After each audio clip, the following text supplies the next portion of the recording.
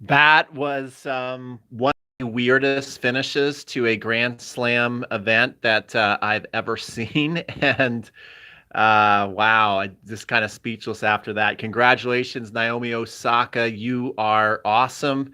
I said before the match, I thought Serena was going to win, but I did say Naomi Osaka has the it factor, and she showed today why. Tremendous, tremendous effort by her. Uh, and you got to give her all the credit. It's going to be really, really hard to give her all the credit with all the controversy that ended that match. But I want everybody to keep one thing in mind. Until all the craziness ensued, Osaka was playing a perfect match, especially for the first time being in the U.S. Open final. And she was just doing everything right. She was handling pressure points. Hello, Stefano. She was playing the pressure points right. She was defending Serena's big, huge shots, and she was also giving it back to Serena, hitting lots of winners from the baseline. So, a lot of people, all they're going to remember is the point penalties and the craziness and the crowd booing. But come on, that's right. Come on, Osaka. She showed that she is a star. She totally deserves to be the U.S. Open champion. I want to give Serena a ton of credit for and I here's what I said. I was watching it and I saw Osaka cry and Serena console her. And I said, I bet you Serena, if that didn't happen, might have said some things, in that was her opportunity to kind of like let off steam. And I said, once she saw Osaka crying, I bet you she does not, say a lot about all the things that she felt. And she went totally class there and said, I don't want to talk about this right now. I want to talk about Osaka and give her all the praise and no more booing. And thank God, Serena, you did that. That was the best thing you could have done out of anything that happened, with all the controversies. So all the credit to you for that. And you know, uh, let's just talk about before the craziness happened, and then we'll talk about the craziness. One thing that I've been noticing, the trend that's been happening at this year's U.S. Open, Osaka played exceptional. Sad it was disturbed with all that drama. That is absolutely right. With what controversy happened, yes, I will talk about it. It was just really, really, really strange, weird stuff. But let's talk about before all the craziness. Osaka was going out there to play her idol, guys. She was going out on the biggest stage in the world. She was going out against the biggest legend in tennis. Maybe even if you take men's and women's tennis, Serena is the biggest legend that's ever played the game. And Serena had a heavy amount of incentive to want to come out and win, and not only win, but win big because she's trying to make a big comeback. And Osaka beat her in the first round of Miami, which really stung, really hurt Serena. So Serena had a big incentive. Serena was 100% into wanting to go out there and just destroy Osaka. Let's just be honest. That's what she wanted to do. And Osaka probably knew that, especially if she idolizes Serena. When you're that good at tennis and you have an idol, you know everything about them. And don't forget that also Osaka is coached by Sasha, who is Serena's hitting partner for years. So he could also let Osaka know exactly what Serena wanted to do, what's going through her mind.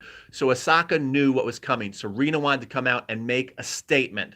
And Osaka, from a very, very early stage in the match, let her know, I'm coming here to play. Even though you're my idol, even though I know you want to kick my butt today, I am not backing down. One of the things I thought was so cool in the beginning of the match, Osaka was doing lots of, she was slapping her hip. She was giving the fist pump. She was showing Serena all the physical cues, like I am here, I am ready to stand up toe to toe. I love Osaka's look when she gets down ready to return serve. You can tell. I love that return to serve stance. She's showing, I'm ready. I'm ready to get down and dirty. I'm ready to fight. I'm ready to grind. You're going to have to hit a ton of winners if you want to beat me, Serena, because I'm younger than you are. I move faster. And guess what? Even though you're the biggest hitter in the game, I can hit a pretty damn hard ball too. And that's what Osaka did from the start of the match. And I give her all the praise in the world for doing that. And the theme of this year's U.S. Open is it's very, very hard to hit through people. This tournament has favored the movers and the grinders. And these movers and grinders are not like the grinders of yesteryear where they don't have any weapons. Okay. These are not like that. The movers and grinders today can also hit the you know what out of the ball. So Osaka, even though she's a mover and she's a grinder, she's also got tremendous offensive skills. And that was what was really hurting Serena is she could not hit through. She just couldn't hit winners against Osaka. I blame her for losing her composure, but the game penalty was outrageous. Yes, we're going to get to that. Now, I've just given Osaka a bunch of praise. I want to praise Serena for a little while before we go into the controversy.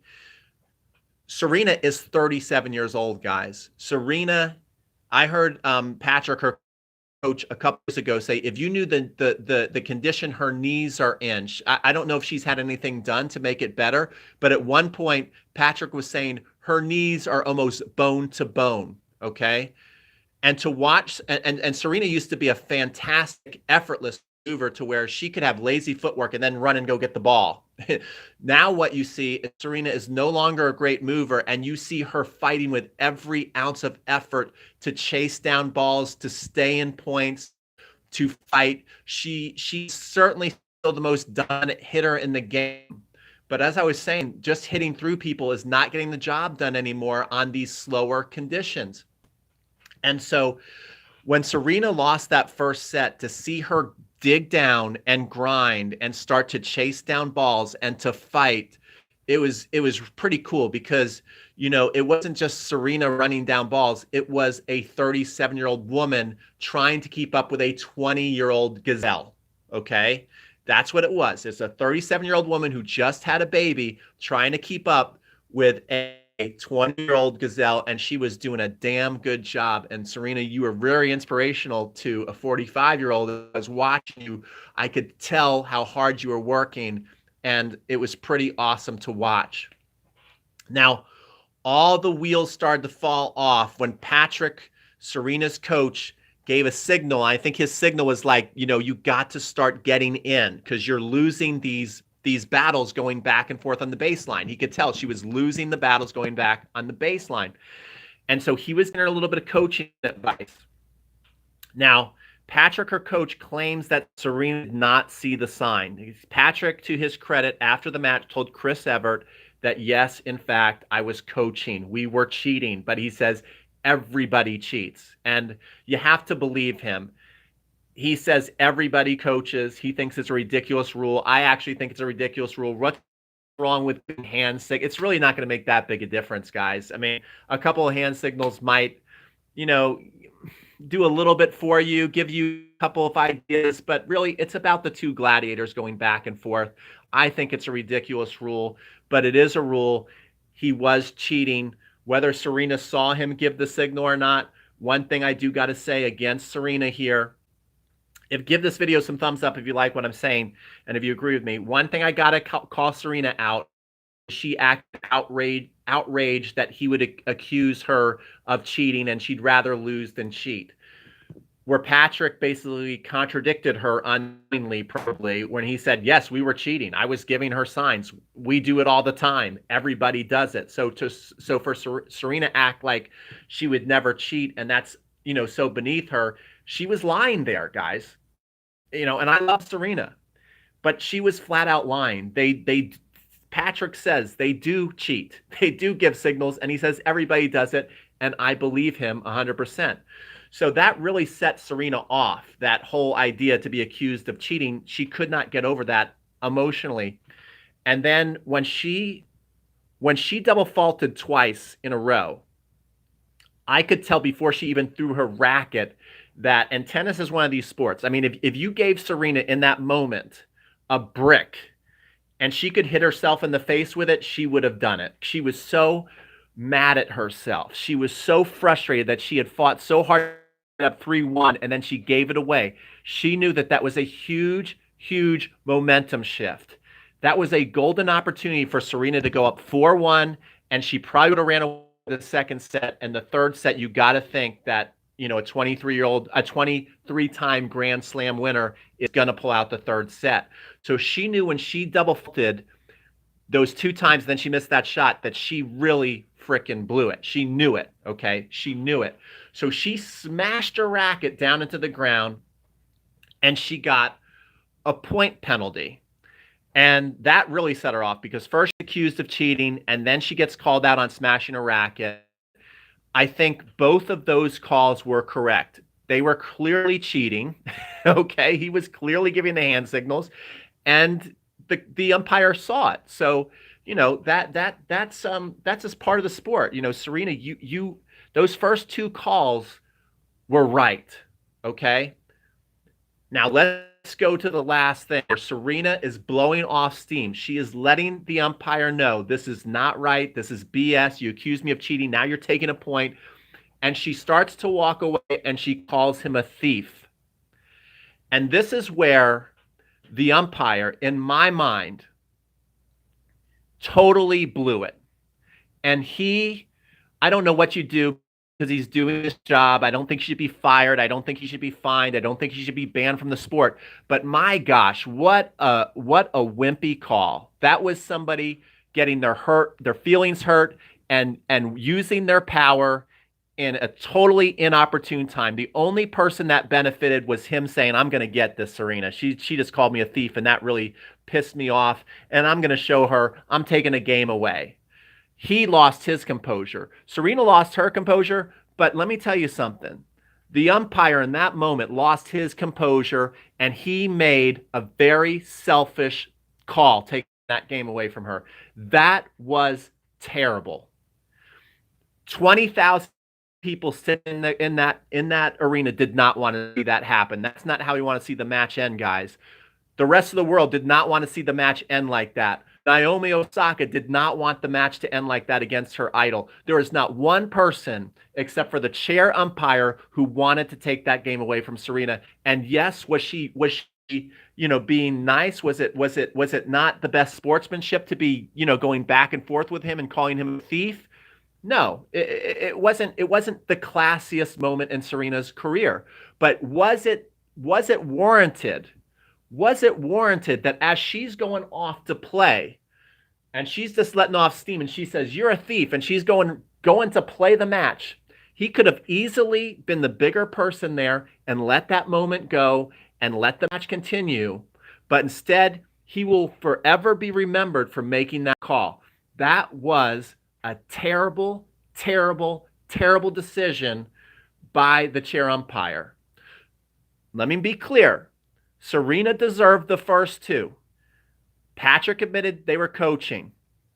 Serena smashed a racket into bits and pieces in front of everybody. Good calls. Okay? But you got to know that Serena is mad and it's emotional, and she's entitled to let off a little bit of steam there, I think. You have to, as the chair umpire, you have to understand the moment. And to sit there and take that game away was just terrible. I want to know. So many comments are flying through. I'll read them later, but definitely comment below when this video becomes live, because I'm sure a lot of people are going to view this. What do you think about that? I thought it was terrible. Now, man, do I love Osaka. Okay, I felt really, really bad. This should have been the most happy moment of her life. And you can see that this girl is very shy. She's super respectful. She loves Serena. I mean, when you idolize somebody, when you want to be the best at something and you love tennis so much and that is your idol, this is the last thing in the world you want to happen. And you can tell that Osaka just felt terrible. It really ruined her moment. That really should have been hers, and it should have been something that felt great, wonderful, and magical. And she totally deserved it because, just not how she played in the match, all the things that you go through to become a pro and to get to the finals and to be there standing there next to your idol and to have it in that way, you could tell how bad she felt. And I really, really felt for her. And, definitely she with me, I became a lifelong fan of hers. I really, really love Osaka after watching that.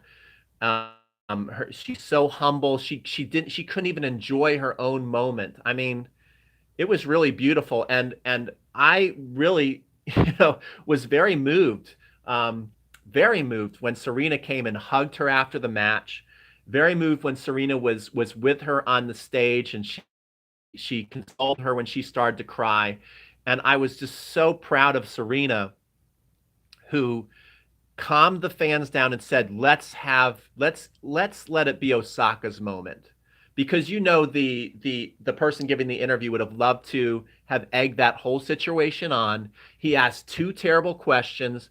Serena denied his first question, and Osaka denied his first question because they were both terrible questions, okay? Which is not a surprise coming from the media, asking terrible, inappropriate questions, wanting to, dig out the dirt.